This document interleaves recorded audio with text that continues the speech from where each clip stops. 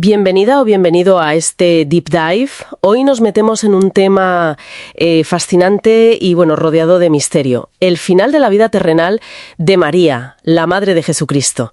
Tenemos sobre la mesa fuentes académicas, tradiciones de los primeros siglos y nuestra misión es intentar ver qué se puede saber históricamente y que pertenece más a la tradición posterior, porque llama la atención, ¿verdad?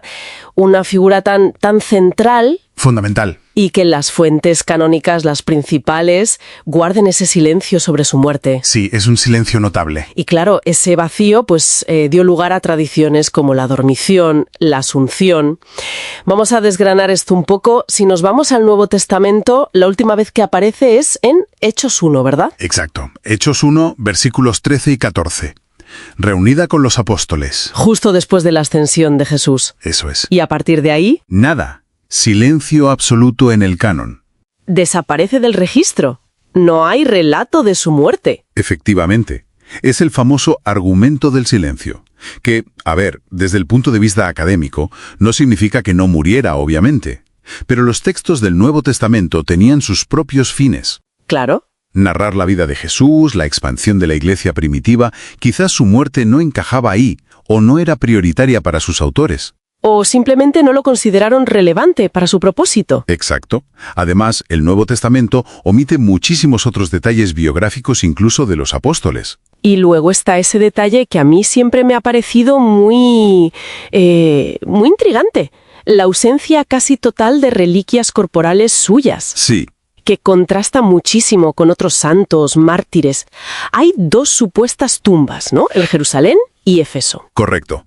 Y ambas están vacías. Vacías. Y aquí viene lo fascinante. Cómo esa ausencia de restos se convierte teológicamente en una especie de prueba indirecta de la Asunción. Es curioso cómo funciona eso. Sí, la falta de evidencia física, la falta de un cuerpo que venerar, pasa a ser un argumento a favor de un evento extraordinario. Que fue llevada al cielo en cuerpo y alma. Luego está la leyenda del cinturón a Tomás, pero es más tardía.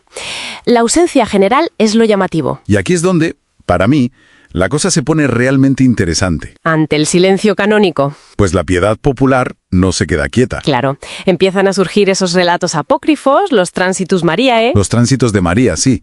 Algunos muy tempranos. Hablamos del siglo III, quizá a finales del segundo incluso. Posiblemente. Textos como el Liber Requiae Mariae o el llamado apócrifo de la dormición de los 6 libros. Hay varios. Y son muy diversos entre sí, ¿no? Surgieron en distintos sitios. Siria, Palestina, Egipto. O sea, que reflejan una devoción mariana temprana muy extendida. Muy extendida, sí, pero también muy plural, nada monolítica. De hecho, algunas de estas narrativas más tempranas, siglo III o antes, tienen incluso elementos que algunos estudiosos relacionan con el cristianismo gnóstico. ¿En serio? ¿Influencias gnósticas? Sí, lo que complica la idea de una única tradición ortodoxa pura desde el principio sobre su final. Es un panorama complejo. Pero estos relatos, aunque variados, suelen compartir ciertos elementos, ¿no? El esquema general. Sí, hay un núcleo común, digamos. El anuncio de la muerte por un ángel. La reunión milagrosa de los apóstoles, que estaban dispersos. Que Jesús recibe su alma. El entierro, a menudo con milagros, curaciones. Y finalmente, la asunción del cuerpo al cielo. Exacto. Y a veces ese episodio de Tomás que llega tarde y recibe el cinturón como prueba. Vale. Y si pasamos a los padres de la Iglesia, los grandes teólogos de los primeros 4 siglos, ¿qué dicen ellos? Pues volvemos a encontrarnos con bastante silencio sobre su muerte. Se centraban más en su virginidad, en María como la nueva Eva. Temas teológicos centrales para ellos. Eso es. El primero que realmente aborda el tema de frente es Epifanio de Salamina, ya a finales del siglo IV. ¿Y qué dice Epifanio? ¿Lo aclara? Pues ahí está la sorpresa. Básicamente admite que no lo sabe. ¿Cómo que no lo sabe? Literalmente. Dice algo así como que nadie sabe qué fue de ella. Y baraja 3 posibilidades. Muerte natural, martirio o que permaneciera en vida. Permanecer en vida, como una alusión a la Asunción. Podría interpretarse así. Pero lo fuerte es que a finales del IV, la fuente más explícita reconoce su incertidumbre. Vaya.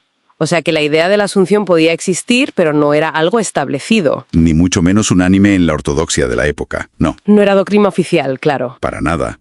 Otras figuras importantes como San Jerónimo, contemporáneo casi, tampoco mencionan una tradición firme sobre la asunción corporal. El desarrollo fuerte vino después, muy ligado al concilio de Éfeso, en el 431. El que la declara Teotocos, Madre de Dios. Exacto. Ese título fue un punto de inflexión. Elevó su estatus muchísimo, Y eso impulsa su veneración. enormemente. Y con ello, la necesidad de narrativas y creencias acordes a esa dignidad, incluido su final. La fiesta del 15 de agosto, sea Dormición o Asunción, se consolidó. Y los argumentos teológicos para la Asunción se desarrollaron entonces, ¿no? Principalmente después. Argumentos basados en la conveniencia teológica. ¿Cómo cuáles? Pues, si no tuvo pecado original, su cuerpo no debía sufrir la corrupción. Su dignidad como Madre de Dios merecía un final glorioso.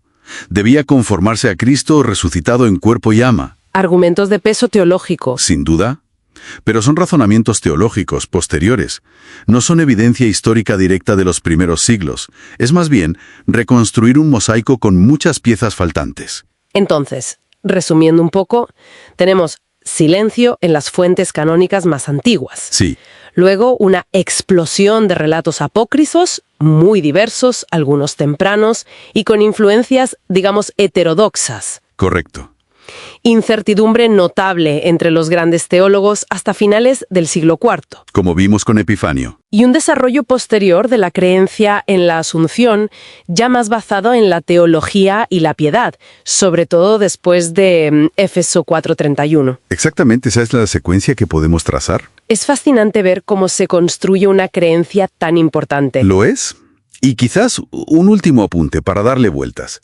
Resulta muy llamativo como la ausencia de evidencia histórica clara, la ausencia de reliquias físicas, se convierte paradójicamente en una de las bases para una creencia tan central y querida como la Asunción. Es verdad, la falta de pruebas se convierte en prueba de algo extraordinario. Exacto. Nos hace pensar mucho sobre cómo interactúan la historia, el silencio, la fe y la tradición, y cómo la tradición, a menudo, busca llenar esos vacíos que deja la historia, darles un sentido pleno.